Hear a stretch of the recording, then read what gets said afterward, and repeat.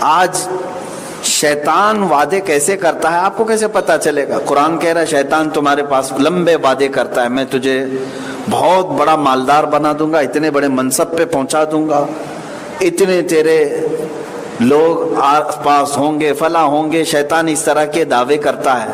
مجھے بتاؤ آج تک کسی کے پاس ایسے آیا شیطان اور کہا؟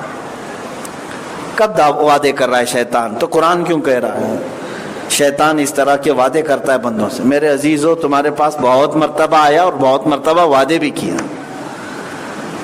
یہ اور بات ہے کہ ہم شیطان کی کوئی شکل دیکھنے کی امید لے کر بیٹھے ہوئے ہیں۔ شیطان کب کے ہمارے پاس آتا ہے جاتا ہے، انسانوں کی شکل میں آتا ہے، دوستوں کی شکل میں آتا ہے، تمہیں بڑے بڑے باغات دکھاتا ہے، لمبے پلان سکھاتا ہے۔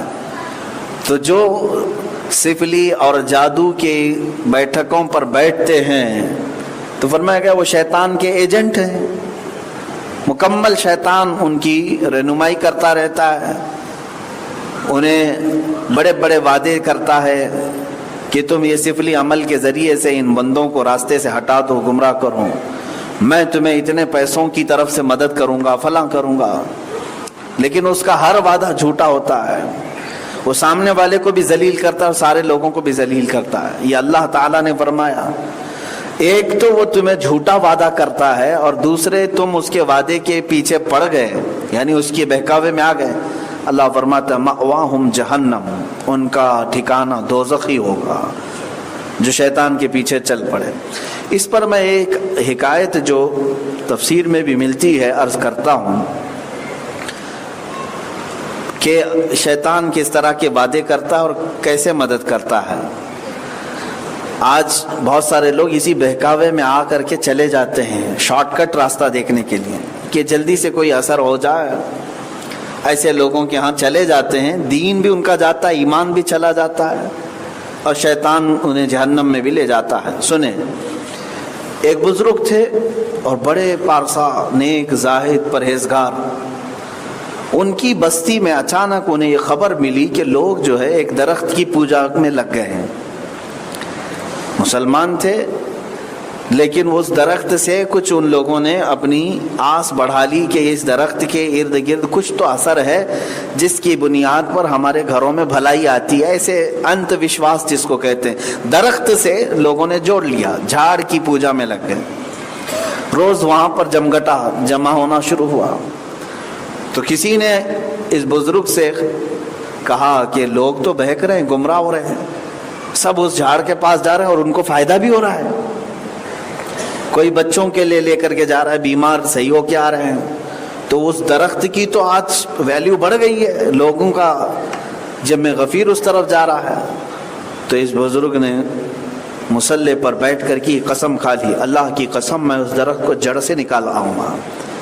کلہاڑی لیا اور نکل پڑے، اور آپ کی بات ٹالنے کی کسی بستی والے میں ہمت بھی نہیں تھی، آپ کا اثر اور رسوخ بھی تھا، آپ اکیلے چل پڑے۔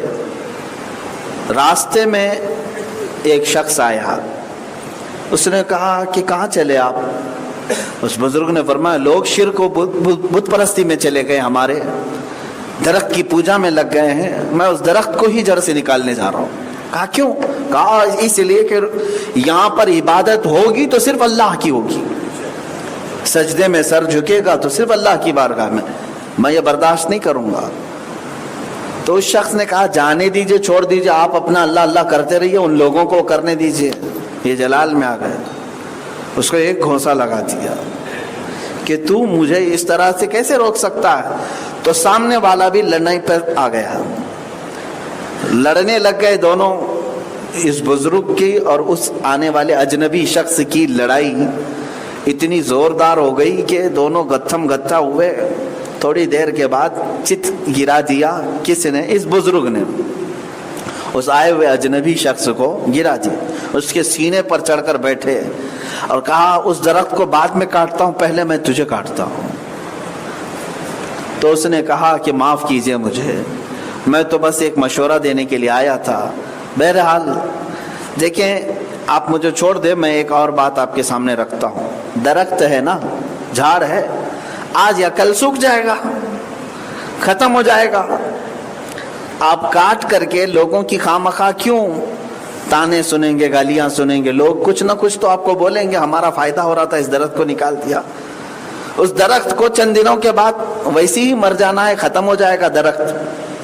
اس سے بہتر ہے کہ میں آپ کی خدمت میں لگ جاتا ہوں. آپ جیسا پرہیزگار میں نے دیکھا نہیں, آپ جیسا متقی میں نے دیکھا نہیں کہ اللہ کی رضا کے لیے آپ اس درخت کو ہی جڑ سے نکالنے جا رہے تھے. میں آپ کے سامنے ایک سجھاؤ دیتا ہوں, وہ یہ ہے کہ میں فلاں جگہ سے سونے کی اشرفیاں لاتا ہوں, میرا کارخانہ ہے, میرا خزانہ ہے, روزانہ 100 اشرفیاں میں آپ کے دربار میں پیش کرتا ہوں. اس سے دین کا بہت بڑا کام ہوگا. آپ فقراء مساکین جو درخت کے پاس جا رہے ہیں ان کو بھی بانٹیں, آپ بڑا کچھ آپ دین کا کام شروع کریں, مسجد بنائیں فلاں. اس بزرگ کو یہ سجھاؤ اچھا لگا, انہوں نے کہا ٹھیک ہے, اچھی بات ہے, واپس چلے آئے ہیں.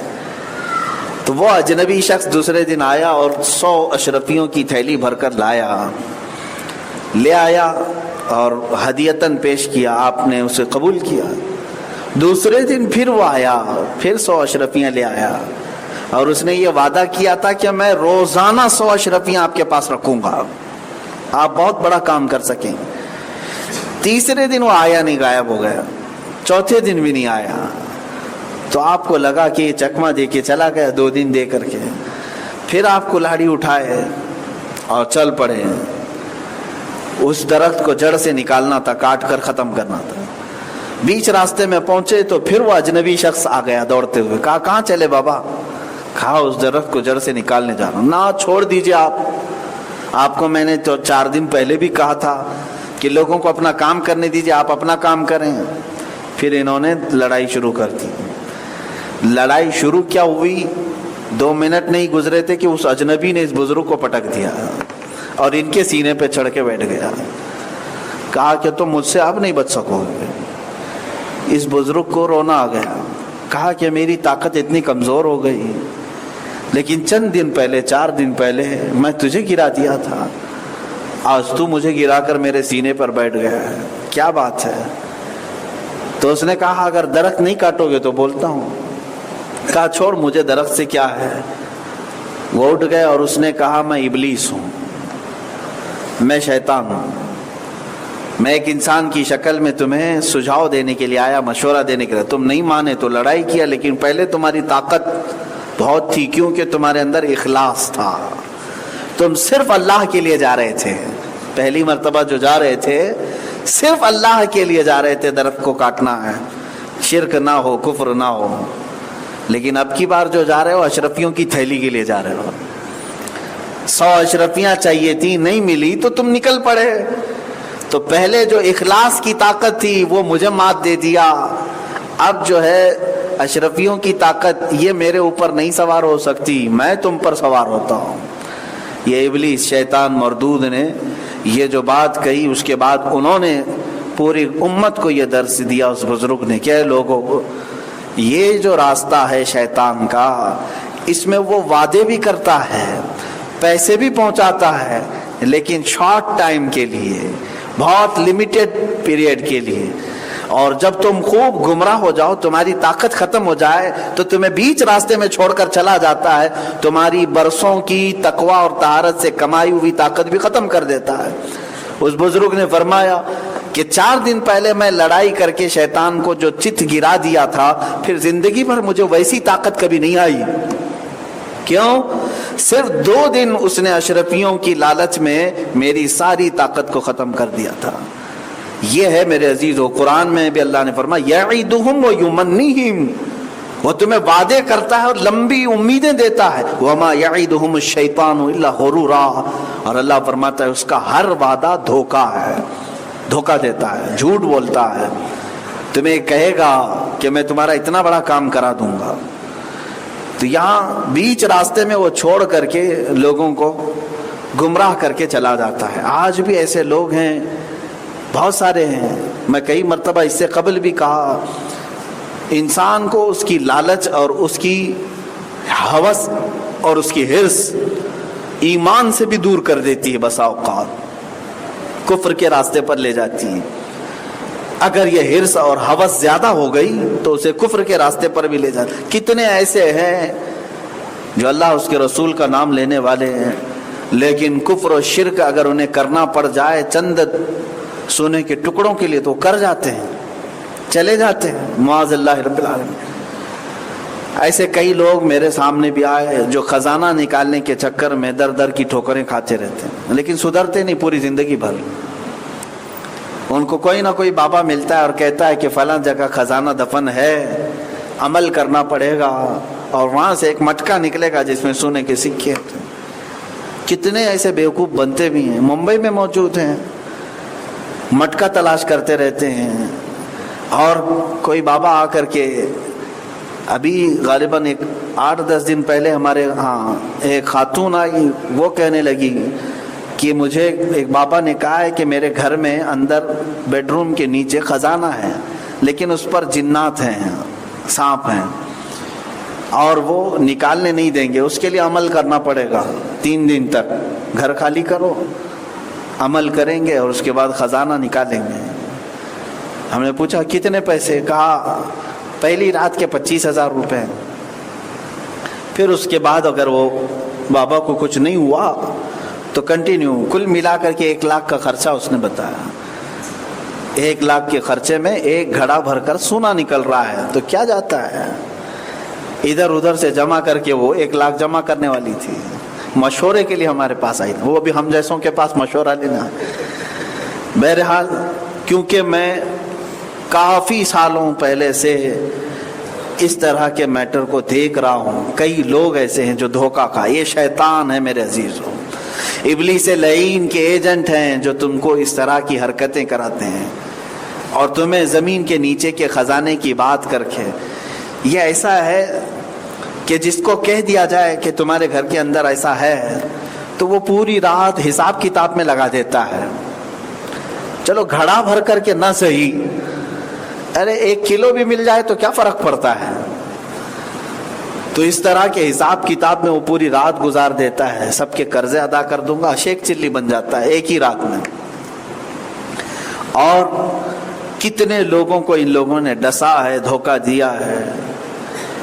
1 سال قبل میں نے شاید بتایا ہوگا، اپنے علاقے میں اچھے خاصے لوگ، پڑھے لکھے لوگ، اچھے خاندان کے لوگ 5-6 لوگ جمع ہوئے، ایک بابا کو لے آئے. اس بابا نے کہا کہ ایک گھڑا ہے پورا سونے اور چاندی سے بھرا ہوا، ایک ڈبہ ہے فلاں زمین پہ ہے.